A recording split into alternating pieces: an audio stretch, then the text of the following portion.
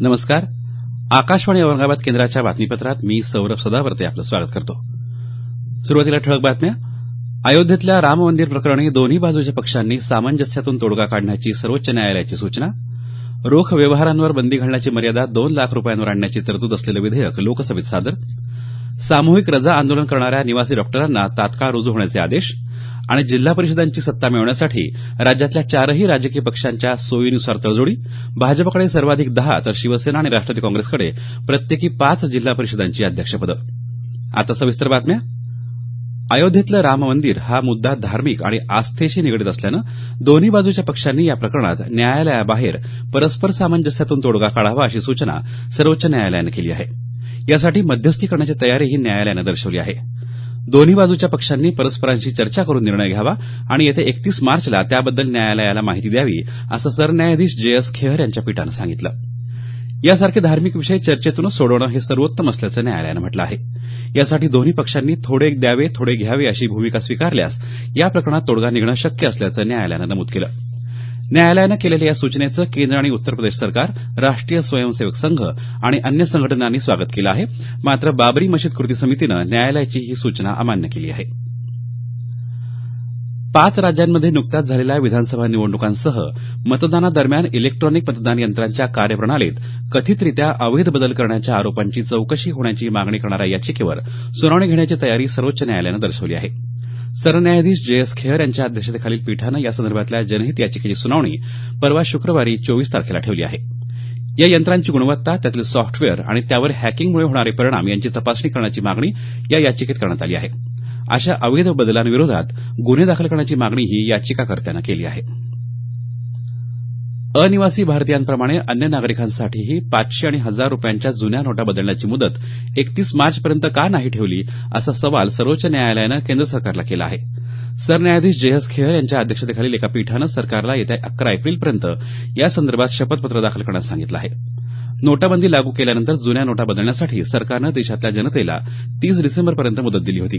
मात्र अनिवासी भारतीयांसाठी ही मुदत 31 मार्चपर्यंत ठेवण्यात आली होती. या प्रकरणी सर्वोच्च न्यायालयात 3 याचिका दाखल झाल्या आहेत. रोख व्यवहारांवर बंदी घालण्याची मर्यादा 3 लाख रुपयांवरून 2 लाख रुपयांवर आणण्याचा प्रस्ताव काल सरकारनं वित्त सुधारणा विधेयकाच्या माध्यमातून संसदेत सादर केला. सर्वसाधारण अर्थसंकल्पात सरकारनं काळ्या पैशाला आळा घालण्यासाठी स्थापन केलेल्या विशेष चौकशी पथकाच्या शिफारशीवरून 3 लाख रुपयांपेक्षा अधिक रकमेच्या रोख व्यवहारांवर बंदी घालण्याची घोषणा केली होती. या नियमाची अंमलबजावणी 1 एप्रिलपासून होणार होती. मात्र आता ही मर्यादा 2 लाख रुपये करण्यात आली आहे. त्यामुळे 2 लाख अथवा त्यापेक्षा अधिक रकमेच्या रोख व्यवहारांवर 100% दंड भरावा लागणार आहे. रोख रक्कम स्वीकारणाऱ्या व्यक्तीला हा दंड भरावा लागणार आहे. राज्यभरात सामूहिक रजा आंदोलन करणाऱ्या निवासी डॉक्टरांनी आपापल्या रजा तात्काळ रद्द करून कामावर रुजू व्हावं असे निर्देश मुंबई उच्च न्यायालयानं दिले आहेत. धुळे, नाशिक, मुंबई आणि औरंगाबाद इथं डॉक्टरांना झालेल्या मारहाणीच्या निषेधार्थ राज्यातल्या सर्व शासकीय वैद्यकीय महाविद्यालयांच्या रुग्णालयात काम करणारे निवासी डॉक्टर सामूहिक रजेवर गेले आहेत. कामगारांप्रमाणे संप करणं डॉक्टरांना शोभणारं नाही असं मत न्यायालयानं व्यक्त केलं आहे. काम करताना भीती वाटत असेल तर नोकरी सोडून द्यावी असे ताशेरेही न्यायालयानं ओढले आहेत. डॉक्टर सेवेत रुजू न झाल्यास संबंधित रुग्णालय व्यवस्थापन त्यांच्यावर कारवाई करू शकतं असंही न्यायालयानं म्हटलं आहे. हे आंदोलन न्यायालयानं यापूर्वी दिलेल्या आदेशाचा अवमान असल्याचं न्यायालयानं नमूद केलं आहे. मराठीला अभिजात भाषेचा दर्जा देण्याची मागणी शिवसेना खासदार श्रीरंग बारणे यांनी काल लोकसभेत केली. यासंदर्भातला प्रस्ताव राज्य सरकारनं केंद्राकडे पाठवला असल्याचं त्यांनी सांगितलं. लोकसभा अध्यक्ष सुमित्रा महाजन यांनी यासंदर्भात सर्वपक्षीय खासदारांनी एकत्रितपणे प्रयत्न करावेत असं आवाहन केलं. मराठीचे जाणकार असलेले काँग्रेस नेते मल्लिकार्जुन खरगे यांचंही या प्रकरणी सहकार्य मिळेल अशी आशाही त्यांनी यावेळी व्यक्त केली. हे बातमीपत्र आकाशवाणीच्या औरंगाबाद केंद्रावरून प्रसारित केलं जात आहे. आमचं हे बातमीपत्र newsonair.com या संकेतस्थळावरही उपलब्ध आहे. राज्यात काल 25 जिल्हा परिषदांच्या अध्यक्ष तसंच उपाध्यक्ष पदांसाठी निवडणुका पार पडल्या. यापैकी 5 जिल्हा परिषदांमध्ये भारतीय जनता पक्षाचे, 4 जिल्हा परिषदांमध्ये राष्ट्रवादी काँग्रेसचे तर प्रत्येकी एका जिल्हा परिषदेमध्ये काँग्रेस आणि शिवसेनेचे अध्यक्ष आणि उपाध्यक्ष निवडून आले आहेत. अन्य 14 जिल्हा परिषदांमध्ये 4ही पक्षांनी एकमेकांसोबत शह-काटशहाचं राजकारण करत अध्यक्ष आणि उपाध्यक्ष पदं वाटून घेतली आहेत. यातही भाजपच्या वाट्याला सर्वाधिक 5 जिल्हा परिषदांची अध्यक्षपदं आली आहेत. त्यामुळे राज्यात एकूण 10 जिल्हा परिषदांची अध्यक्षपदं भाजपच्या ताब्यात गेली आहेत तर एकाच जिल्हा परिषदेमध्ये उपाध्यक्षपद मिळालं आहे. राष्ट्रवादी काँग्रेसला एकूण 5 जिल्हा परिषदांची अध्यक्षपदं मिळाली आहेत, तर 8 जिल्हा परिषदांची उपाध्यक्षपदं मिळाली आहेत. शिवसेनेला एका जिल्हा परिषदेतल्या पूर्ण सत्तेसह एकूण 5 जिल्हा परिषदांची अध्यक्षपदं आणि 3 जिल्हा परिषदांची उपाध्यक्षपदं मिळवण्यात यश मिळालं आहे. काँग्रेसला एका जिल्हा परिषदेत पूर्ण सत्तेशिवाय आघाडीच्या राजकारणातून 4 जिल्हा परिषदांची अध्यक्षता मिळाली. याशिवाय 2 ठिकाणी उपाध्यक्षपद मिळालं.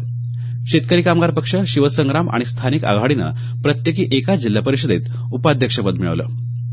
मराठवाड्यातल्या 8 जिल्हा परिषदांपैकी लातूर, बीड या 2 जिल्हा परिषदांमध्ये भारतीय जनता पक्षाचे, औरंगाबाद, जालना आणि हिंगोली या जिल्हा परिषदांमध्ये शिवसेनेचे, तर उस्मानाबाद आणि परभणी जिल्हा परिषदांमध्ये राष्ट्रवादी काँग्रेसचे अध्यक्ष निवडून आले आहेत.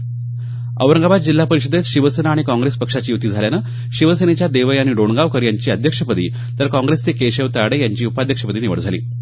ग्रामविकास मंत्री पंकजा मुंडे आणि विधान परिषदेचे विरोधी पक्षनेते धनंजय मुंडे यांच्यासाठी प्रतिष्ठेच्या ठरलेल्या बीड जिल्हा परिषदेच्या अध्यक्षपदी भाजपच्या सविता गोल्हार यांची, तर उपाध्यक्षपदी आमदार विनायक मेटे यांच्या शिवसंग्राम पक्षाच्या जयश्री मस्के यांची निवड झाली.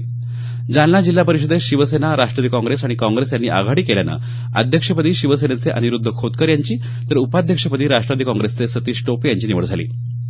लातूर जिल्हा परिषद अध्यक्षपदी भारतीय जनता पक्षाचे मिलिंद लातूरे यांची, तर उपाध्यक्षपदी भाजपचेच प्रकाश देशमुख यांची निवड झाली.